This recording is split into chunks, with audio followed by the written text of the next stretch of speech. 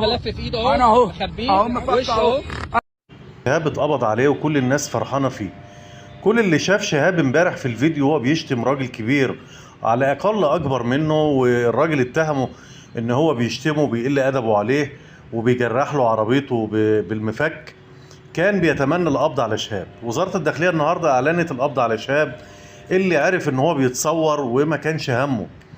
شهاب للاسف ضحيه ثقافه جيل طالع جديد مش من عند الجمعيه. اسمه حتى لما عرف ان هو بتصور ما خافش وما تراجعش واستمر على اعتبار ان هو خلاص ما فيش رقيب.